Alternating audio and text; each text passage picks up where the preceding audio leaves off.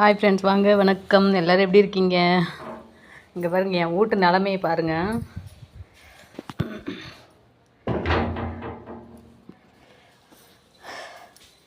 உள்ளே வந்து பார்த்த உடனே பொக்குன்னு போயிடுச்சு. என்னடா அடுப்புலாம் அப்படி இருக்குது, சாரில் அடித்து எல்லாம் ஃபுல்லாக துருப்பிடிச்சி போச்சு. பாருங்க, ஃபுல்லாக துருப்பிடிச்சி போச்சு.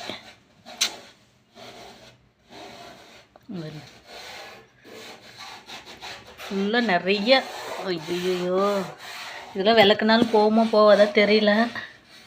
பாருங்க, சாரல் அடித்து இங்கே பாருங்கள், இந்த குடம், சொம்பு, தட்டு, இந்த தவளை பாருங்கள் எந்த லட்சத்தில் இருக்குன்னு உள்ள வரலையும் ஓட்டை போட்டு வச்சுருக்குது. மழை சாரல், எந்த சாரல் எங்கேருந்து வருது அப்படின்னா, இங்கே பாருங்கள், மேலே இந்த ஜன்னலுக்கு பார்த்திங்களா, இந்த ஜன்னலுக்கு பார்த்திங்களா, இந்த பக்கத்து காற்று வந்ததுனாவே ஃபுல்லாக வீடு ஃபுல்லாக. நான்லாம் நைட்லாம் வந்ததுன்னா தூங்கவே முடியாது. நான் அந்தளவுக்கு இருக்கும்.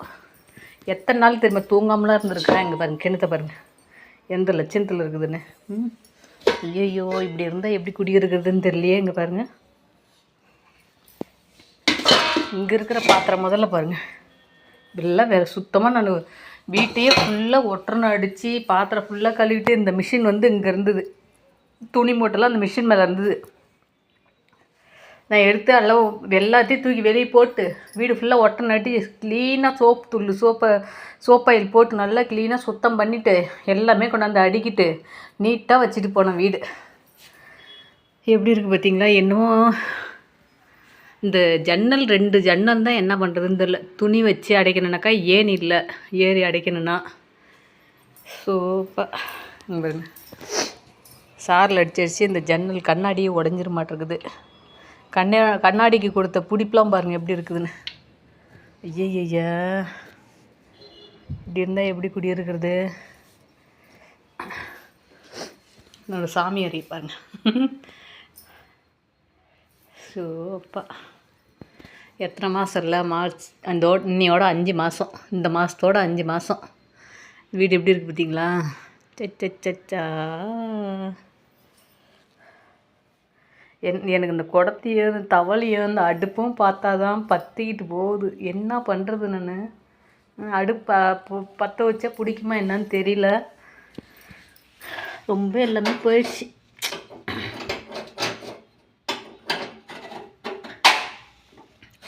இல்லை விளக்குனா கூட போவதாட்டு இருக்குது. கடவுளே.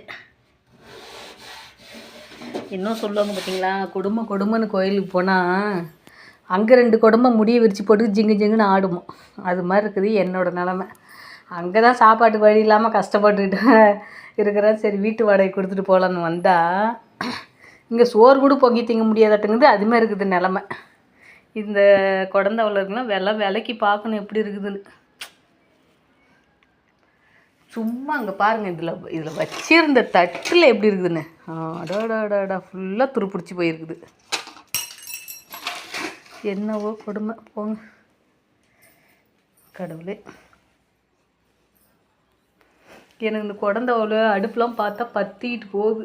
என்னடா நம்ம வாழ்க்கை இப்படி இருக்குது அப்படிங்கிற மாதிரி.